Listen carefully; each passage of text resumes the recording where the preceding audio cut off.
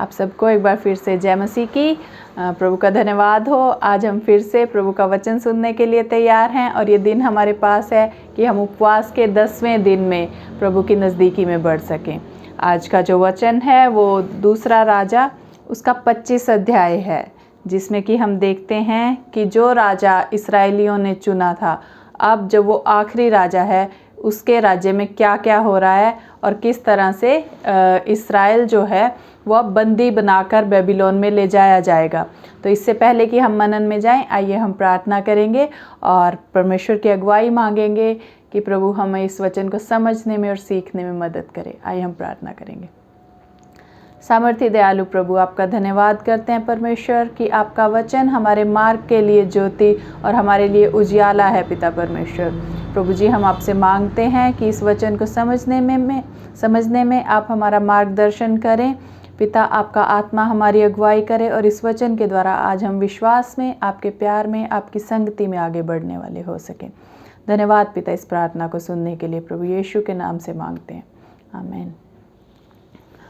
Okay, तो जैसा कि बताया, आज का जो वचन है वो दूसरा राजा उसके 25वें अध्याय से लिया गया है, जो कि एक राजा के बारे में बता रहा है, सिद्दीकिया ये राजा है। और उसके बारे में जो ये वचन कहता है, अगर हम 19वां वचन पढ़ें, उससे पहले अध्याय का 24वें अध्याय का 19वां वचन पढ़ें, तो ये कहता है, जब सिद्दीकिया राज्य करने लगा तब वह 21 वर्ष का था और यरूशलेम में 11 वर्ष तक राज्य करता रहा। उसकी माता का नाम हमूतल था, जो लिबानी वासी यर्मिया की बेटी थी।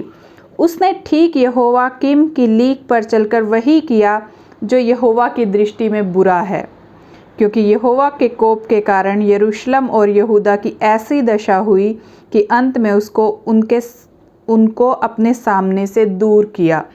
और उसके बाद ये बताया गया है कि कैसे कैसे क्या क्या हुआ।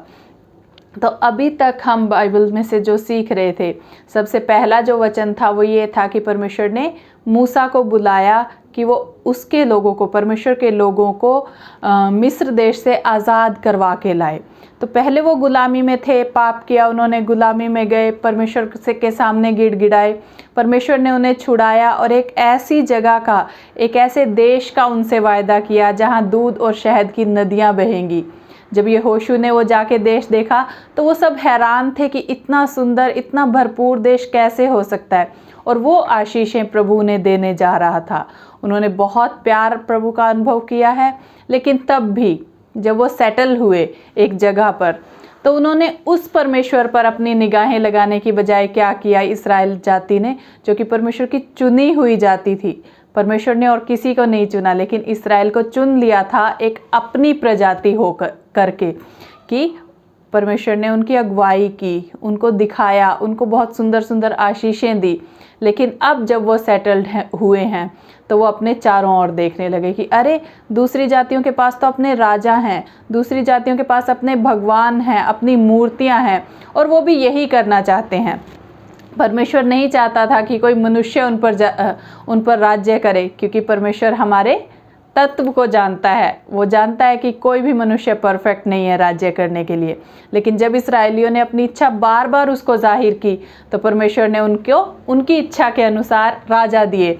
और ये दूसरा राजा जब आखिरी अध्याय में आके देख रहे हैं, इससे पहले हम देखेंगे तो बहुत सारे राजा आए गए, बहुतों ने राज्य किया, किसी ने कम, किसी ने ज़्यादा, लेकिन उन सब में कमियां थी अगर हम यहाँ देखें, और कोई भी परफेक्ट नहीं था। और अब जब ये आखिरी है सिद्दीकिया, तो इसने भी क्या किया, सिद्दीकिया ने बेबीलोन के राजा से बलवा किया, मतलब उसने उससे युद्ध करने की तैयारी की, क्योंकि इन्होंने देखा था अभी तक परमेश्वर ने विजय दी है बहुत बड़े बड़े राज्यों पर, लेकिन अब ये उस परमेश्वर के लिए नहीं लड़ रहे थे।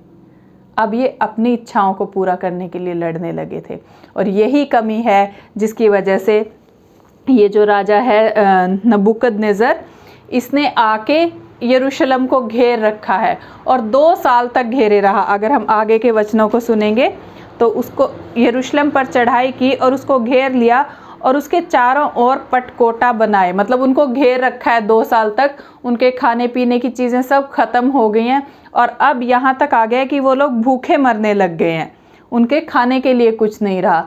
तब उनको अपनी शहरपनाह, अपने चारों ओर की दीवार जो उन्हें प्रोटेक्ट करती थी, वो तोड़कर बाहर आना पड़ा और तब उस राजा ने उन्हें बंदी बनाकर वो उन्हें ले गया। बहुत बुरी दशा है। मैं जब ये अध्याय पढ़ रही थी तो बहुत उदासीन हो जाते हैं हम ये पढ़ के कि क्या हाल हो रहा है उस प्रजाति का जिसे यहोवा ने अपने लिए चुन रखा था, है ना। आगे अगर हम पढ़ेंगे, अगर इसी 25 अध्याय का 9वां वचन पढ़ें कि उसने यहोवा के भवन और राजभवन और यरूशलेम के सब घरों को अर्थात हर एक बड़े घर को आग लगाकर फूंक दिया। और इसके बाद ये लोग लूट रहे हैं, इतना सोना चांदी लूट रहे हैं, सब चीज़ें बेबीलोन में लेकर जा रहे हैं और सबसे बड़ी बात उन लोगों को लेकर जा रहे हैं। लेकिन आज वो इस दशा में आए कैसे हैं? सिर्फ एक कारण से कि उन्होंने अपनी इच्छाओं को परमेश्वर की इच्छाओं से ऊपर रखा है। अब भी हम ये जो उपवास रख रहे हैं, ये किस लिए रख रहे हैं हम? क्या इन उपवासों को रखने के कारण परमेश्वर हमें कोई ख़ास बड़े प्यार करने लगेगा, या परमेश्वर की नज़र में हम कुछ स्पेशल जगह बना लेंगे अपनी? हमने पास्टर जी के एक वचन से सीखा था कि शैतान भूखे पेटों से नहीं बल्कि परमेश्वर के बेटों से डरता है ना। ऐसा ही कि परमेश्वर भूखे पेटों से खुश नहीं है। वो खुश नहीं है कि हम उदास रहें, हम खाना ना खाएं, लेकिन वो खुश होता है जब हम उसकी इच्छा को अपनी इच्छा के अनुसार नहीं ढालते, बल्कि ये चाहते हैं अपनी हर इच्छा को उसके वचन की छन्नी से छान कर देखते हैं कि प्रभु क्या आपकी ये इच्छा है? क्या आपको ये महिमा देगा? क्या अगर मैं अपने जीवन में ये इच्छा रखता हूँ, क्या उसके द्वारा आपको महिमा मिलेगी? और तब वो परमेश्वर प्रसन्न होता है। लेकिन इंसान की शुरू से ही एक आदत रही है कि उसे अपनी इच्छा पूरी चाहिए, चाहे वो कैसी भी हो, बुरी हो, भली हो, कहीं से भी मिले, कोई भी भगवान दे दे, कोई भी इंसान दे दे, जिससे मेरा काम बनता है मैं उससे काम बना लूँ। लेकिन अब जब हम ये उपवास रख रहे हैं तो अपनी इच्छाओं को, अपने मन की इच्छाओं को, अपनी स्थितियों को देखें कि क्या जो आप कर रहे हैं वो परमेश्वर के वचन और उसकी इच्छा के अनुसार है। अगर हम ये वचन हमें किस लिए दिया गया है? ये वचन हमें इसलिए दिया गया है कि हम इनकी गलतियों से सीखें। जो इस्राएल ने किया वो आज हम ना करें। हम पे परीक्षाएं आएंगी। परीक्षाएं तो यीशु मसीह पर भी आई। जब वो अपने 40 दिन के उपवास रख रहा था तो शैतान उसके पास आया। जब वो भूखा था तो उससे कहा कि इन पत्थरों को बोल ये रोटी बन जाए, और ये बन जाएंगी। लेकिन प्रभु यीशु मसीह ने उससे कहा कि मनुष्य केवल रोटी से नहीं बल्कि हर एक वचन जो परमेश्वर के मुंह से निकलता है उससे जीवित है। दूसरी परीक्षा भी आई जहाँ पर उसे परमेश्वर को ही परखने के लिए कहा गया। आज भी शैतान हमें यही लालच देगा कि करके तो देखो, तुम्हारा परमेश्वर तो वचन में कहता है कि वो तो सब पाप मिटा देता है, तो कर लो ना 2-4 बार पाप, कर लो अपनी इच्छाएं पूरी, परमेश्वर तो माफ़ कर ही देगा। लेकिन जिस तरह से यीशु मसीह ने कहा कि हमें अपने परमेश्वर की परीक्षा नहीं लेनी है, आज भी हम उसकी परीक्षा ना लें। बार बार उन पापों में गिरकर, बार बार अपनी इच्छाओं पर कॉम्प्रोमाइज़ करके, है ना। शैतान हमें अच्छी अच्छी चीज़ें दिखाएगा लेकिन लास्ट में हमारी भी दशा ऐसी ही होगी जैसी इन इस्राएलियों की हुई। तो परमेश्वर जब हमें इतनी ताकत दे कि जब हम इन 40 दिन के उपवासों में अपने आप को नियंत्रित करना सीख रहे हैं तो सच में परमेश्वर के वचन के अनुसार चलना सीखें, और ऐसी हो जाए हमारी मानसिकता कि कोई भी हम काम कर रहे हैं तो पहले परमेश्वर की इच्छा को खोजें, उसके वचन के अनुसार जान लें कि क्या करने जा रहे हैं हम।